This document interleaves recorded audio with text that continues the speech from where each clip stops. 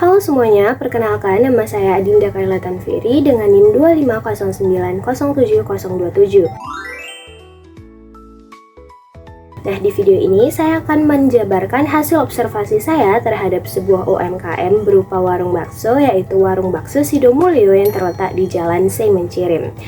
Dengan menganalisis pelanggaran-pelanggaran apa saja yang dilakukan oleh pemilik sekaligus pengelola warung bakso tersebut melalui prinsip Good Corporate Governance, khususnya prinsip tarif yaitu transparansi, accountability, responsibility, independensi, dan juga fairness. Observasi saya lakukan secara langsung dengan mengamati warung, membeli produk berupa bakso dan juga es teh, serta memperhatikan bagaimana pelayanan yang diberikan kepada pelanggan. Berikut adalah cuplikan singkat yang menunjukkan bahwa saya benar-benar melakukan observasi di Warung Bakso Sidomulyo dengan cara membeli dan langsung mengkonsumsi produknya.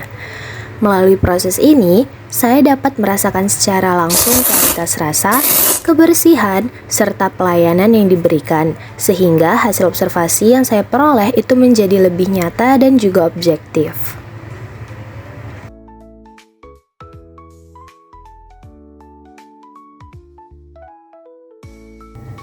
Berdasarkan hasil observasi, dari aspek transparansi sendiri masih terdapat kekurangan dalam penyampaian informasi kepada pelanggan.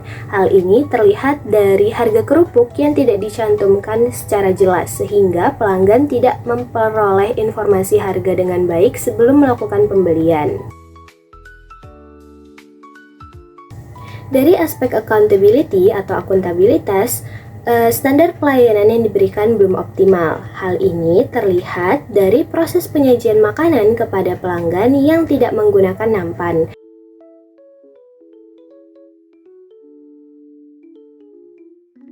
sehingga menunjukkan kurangnya standar operasional yang baik dalam pelayanan.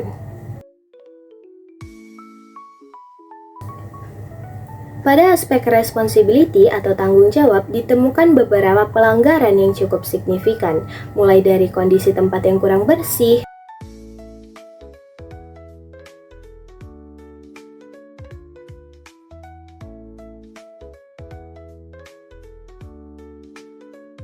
dapur yang berantakan,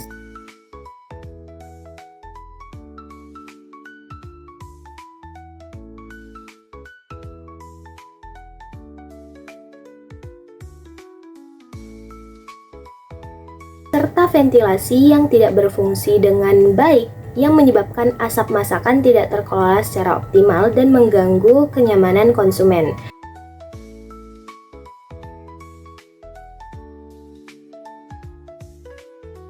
Proses pengolahan makanan juga belum higienis karena penjual tidak menggunakan alat pelindung seperti sarung tangan atau masker, serta ditemukan adanya kotoran pada sambal yang disajikan.